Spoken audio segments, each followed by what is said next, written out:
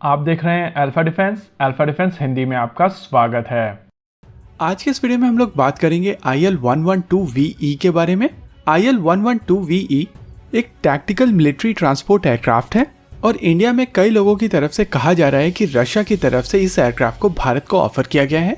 वैसे Russian news agency टास की तरफ से कहा गया है कि रशिया का cutting edge IL-112VE world arm market के लिए तैयार है और अगर रशिया की तरफ से कोई भी हथियार पूरे विश्व को ऑफर किया जाएगा तो वो भारत को जरूर ऑफर किया जाएगा।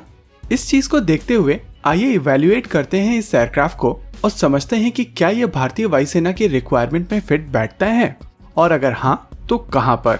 अगर भारतीय वायुसेना की ट्रांसपोर्ट फ्लीट को देखा जाए तो इस फ्लीट का सुपरस्टार C-17 ग्लोबमास्टर है। यूनाइटेड स्टेट्स ऑफ अमेरिका से खरीदे गए ये एयरक्राफ्ट स्ट्रेटेजिक एयरलिफ्टर्स हैं और ये एयरक्राफ्ट 75 टन से भी ज्यादा का पेलोड कैरी करने में सक्षम है। इस समय भारतीय वायुसेना के पास में 11 C-17 ग्लोबमास्टर्स हैं। हालांकि भारतीय वायुसेना को ऐसे और एयरक्राफ्ट्स की आवश्यकता है, लेकिन यूनाइटेड स्टेट्स ऑफ अमेरिका में इन एयरक्राफ्ट्स को बनाना बंद कर दिया गया है और इसी वजह से भारतीय वायुसेना को केवल 11 ऐसे एयरक्राफ्ट्स के साथ में ही संतोष करना पड़ रहा है। स्ट्रेटेजिक एयरलिफ्टर कैटेगरी में अगर भारतीय वायुसेना के दूसरे एयरक्राफ्ट की बात की जाए तो यह है IL-76। रशियन फेडरेशन से खरीदे जाने वाले ये एयरक्राफ्ट 48 टन का कार्गो कैरी कर सकते हैं। भारतीय वायुसेना द्वारा यूज किए जाने वाले IL-76 MD वेरिएंट के हैं। हालांकि ये एयरक्राफ्ट पुराने हो रहे हैं और भारतीय वायुसेना को अपने इन एयरक्राफ्ट को अपग्रेड करने की जरूरत है। अगर नंबर्स की बात की जाए तो इस समय भारतीय वायुसेना के पास में इस एयरक्राफ्ट की 17 यूनिट्स हैं और ये 17 यूनिट IL-76 और 11 यूनिट C-17 ग्लोबमास्टर मिलकर भारतीय वायुसेना की स्ट्रेटेजिक एयरलिफ्टर फ्लीट को कंप्लीट करते हैं। वहीं पर अगर भारतीय वायुसेना के टैक्टिकल एयरलिफ्टर्स की बात की जाए तो इस समय भारतीय वायुसेना की तरफ से C-130J सुपर हरक्यूलिस 12 के नंबर में ऑपरेट किए जाते हैं। यूनाइटेड स्टेट्स ऑफ अमेरिका से एक्वायर किए गए ये एयरक्राफ्ट 19 टन से थोड़ा ज्यादा कार्गो कैरी कर सकते हैं। इन एयरक्राफ्ट्स को लेकर भारतीय वायुसेना की तरफ से बहुत ज्यादा बातचीत नहीं की गई है और इस वजह से ये चीज क्लियर नहीं है कि क्या भारतीय वायुसेना ऐसे और एयरक्राफ्ट्स अक्वायर करना चाहती है या काफी हद तक भारतीय वायुसेना की रिक्वायरमेंट इन 12 एयरक्राफ्ट से कंप्लीट हो जाती है। वैसे इसी कैटेगरी में रशियन यूनाइटेड एयरक्राफ्ट कॉर्पोरेशन और भारतीय हिंदुस्तान एरोनॉटिक्स लिमिटेड के बीच में एक करार हुआ था और इस करार के तहत भारत और रशिया मिलकर MTA प्रोग्राम के तहत भारतीय वायुसेना और रशियन एयरफोर्स की रिक्वायरमेंट के लिए लगभग 150 टन कैटेगरी वाले एयरक्राफ्ट बनाने वाली थी। इनिशियल प्लान था रशियन एयरफोर्स 105 ऐसे एयरक्राफ्ट को अक्वायर करेगी, वहीं इंडियन एयरफोर्स 45 ऐसे एयरक्राफ्ट अक्वायर करके अपने AN-32 एयरक्राफ्ट को रिप्लेस करेगी। हालांकि साल 2016 में HAL इस प्रोग्राम से बाहर आ गया था और माना जाता है कि रशियन साइड से उनके कमिटेड नंबर से कम एयरक्राफ्ट ऑर्डर करने की बात को लेकर बात नहीं बन पाई थी। रशिया इनिशियली 105 एयरक्राफ्ट को अक्वायर करना चाहता था, लेकिन बाद में उनकी तरफ से इस नंबर को घटाकर 55 एयरक्राफ्ट कर दिया गया था और इसी चीज को देखते हुए HAL और भारत सरकार इस प्रोग्राम से बाहर आ गए थे। यानी कि कहीं न कहीं अभी भी भारतीय वायुसेना को इस कैटेगरी के एयरक्राफ्ट की आवश्यकता है। वहीं पर अगर लाइट ट्रांसपोर्ट एयरक्राफ्ट की बात की जाए तो इस कैटेगरी में भारतीय वायुसेना के पास में 2 एयरक्राफ्ट हैं। पहला एयरक्राफ्ट है AN-32 और ये एयरक्राफ्ट काफी ज्यादा इंटरेस्टिंग है। इस समय वायुसेना के पास में 104 ऐसे एयरक्राफ्ट ऑपरेशनल हैं, जिसमें से 53 यूनिट इस एयरक्राफ्ट की RE वेरिएंट है और रिमेनिंग एयरक्राफ्ट इस एयरक्राफ्ट की बेसलाइन वेरिएंट है।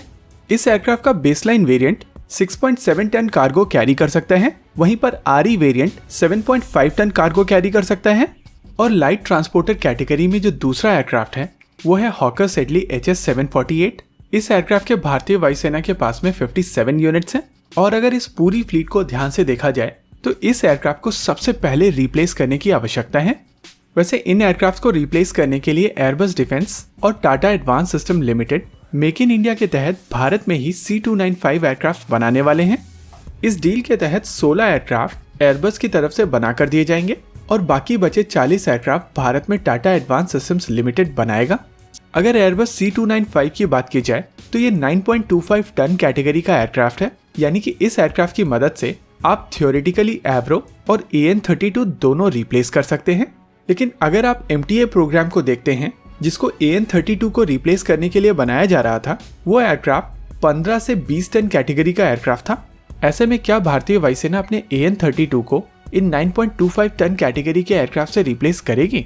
वैसे अगर एवरो की बात की जाए तो एवरो एक 5 टन कैटेगरी का एयरक्राफ्ट है और वायुसेना इस एयरक्राफ्ट को 9.25 टन कैटेगरी के C295 से रिप्लेस करना चाहती है।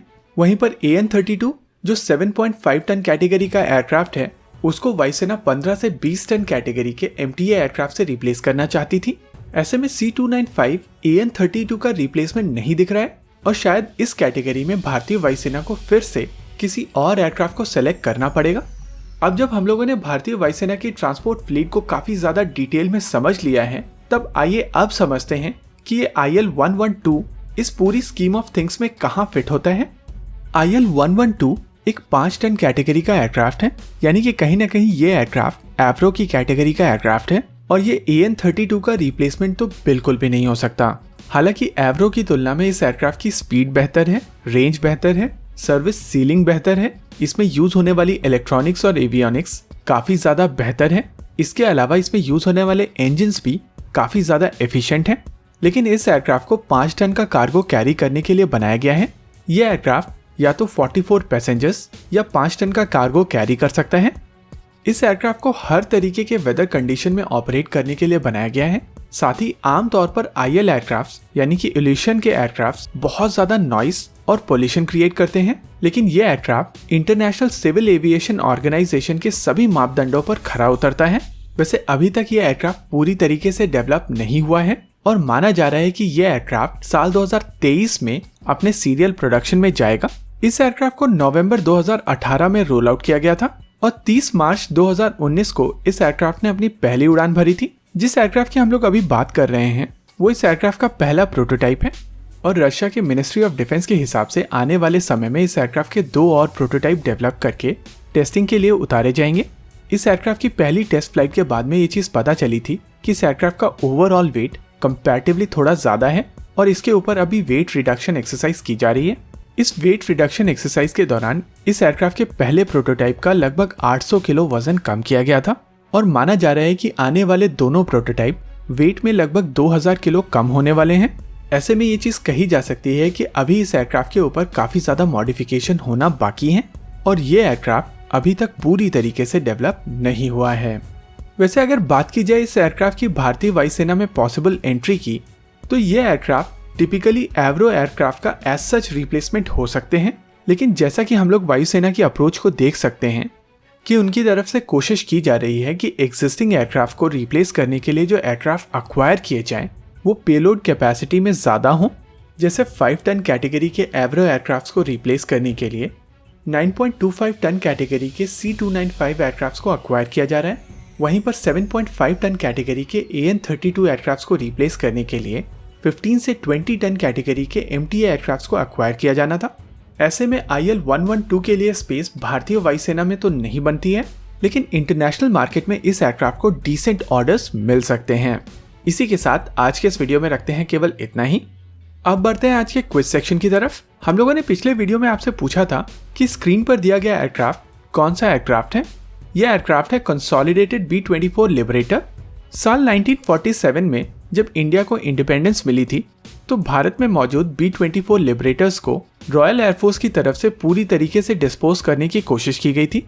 इनमें से ज्यादातर एयरक्राफ्ट को पूरी तरीके से डैमेज कर दिया गया था, लेकिन रॉयल इंडियन एयरफोर्स और HAL ने मिलकर इनमें से बहुत सारे एयरक्राफ्ट को कैनिबलाइज करके इन एयरक्राफ्ट को वापस से एयरवर्दी बनाया था। माना जाता है कि इंडियन एयरफोर्स और HAL ने मिलकर 42 B-24 लिबरेटर्स को एयरवर्दी कंडीशन में पहुंचाया था और साल 1968 तक इन एयरक्राफ्ट को भारत ने यूज किया था। यह एयरक्राफ्ट भारतीय वायुसेना का पहला हेवी बॉम्बर था और उस समय की टेक्नोलॉजी के हिसाब से यह एयरक्राफ्ट लगभग 3500 किलो का ऑर्डिनेंस कैरी कर सकता था। अब बात करते हैं आज के क्वेश्चन की। स्क्रीन पर दिए गए सिस्टम का नाम बताइए। इस सिस्टम का नाम आप हमें कमेंट सेक्शन में बता सकते हैं। वीडियो को अंत तक देखने के लिए धन्यवाद। देखते रहिए अल्फा डिफेंस। जय हिंद।